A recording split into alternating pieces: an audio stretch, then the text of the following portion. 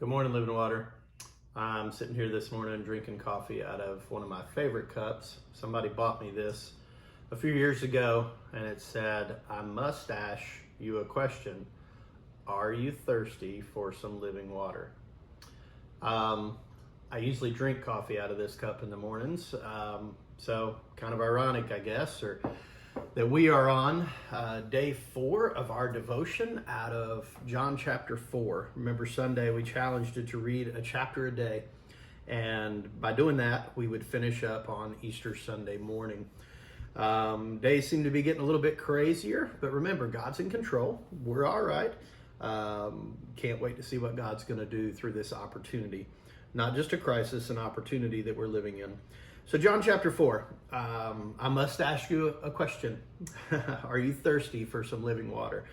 Sunday I taught out of John chapter 4, but we used the end of the chapter and sort of bypassed about the story of the woman at the well. We don't really know this woman's name. One day when we get to heaven, we're going to find out she had a name. She wasn't just known as the woman. But in John chapter 4, one of the most unique settings in the Bible, Jesus, who always broke down barriers, always found ways to reach people right where they are, and yet he refused to leave them there, kind of where we get who we are as a church. In John chapter 4, right here at the beginning, he tells this story of how he's making a trip, and I love the fact that it says he had to go through Samaria in verse 4. In other words, Jesus made sure that he arranged his plans, that he put himself in a place where he knew there was somebody who needed him. So as he goes down through Samaria, if you're a Bible person, you know the stories about Samaria. These were people that the Jews didn't care for. They were known as half-breeds. It was just people that were really looked down on. So Jesus comes across this woman at the well. He sends his disciples on, and he begins a conversation.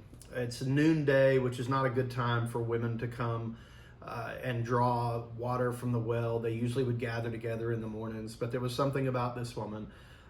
She was hurting. She was alone. She was desperate. She thought she was there to get water. In verse 15 of John chapter 4, one of my favorite little sections, it says, "The woman said to him, 'Sir, give me this water so that I won't get thirsty and have to keep coming here to draw water.'"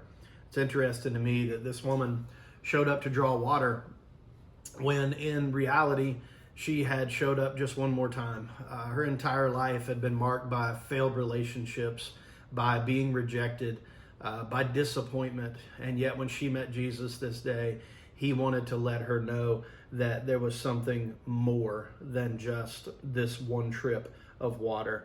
Jesus said to her over and over again, "I want to give you water that will cause you to never, ever, ever thirst again." And that's the kind of water we want today. You know, we find ourselves in difficulties of trying to figure out what's what and when's when and where's where, and are we going to be in a shelter in place? Are we going to be able to go to grocery stores? Is there going to be any bread or toilet paper? Listen, guys, we're going to be okay. What do we got to remember? We got to remember that Jesus is the source of everything, that he is the bread of life. He is the living water. And I encourage you today, maybe even tonight, whenever it is that you get a chance to watch this, maybe sit down with your family, or if you just want to sit by yourself and read through this John chapter 4, and maybe ask yourself the question, what are the things that I keep having to return for? Do I keep coming back to the anxieties of life? Do I keep coming back and asking the same question, what's going to happen? Jesus is hope. Jesus is the living water. Once you have Jesus, you'll never thirst again. Remember that in the middle of a difficult day.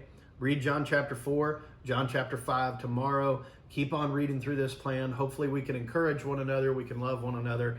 And this time of having to social distance, but not spiritual distance, will end very soon. So we're looking forward to that time, looking forward to gathering together. But we may have just stumbled across something pretty cool where we get to encourage each other daily. So my encouragement to you today is to go to Jesus. He will give you water that will make you never thirst again. I love you. We love you at the church. Have a great day. Don't be anxious. God's got this. You're okay. Love on your family. Just enjoy the time that you have together. your kids will look back at this as a time that you spent a whole lot of time together as a family. They may not remember why, but they're going to remember how much mom and dad were around and how much you loved on them. So remember, I lay all your anxiousness on Jesus. He's got the living water. We love you.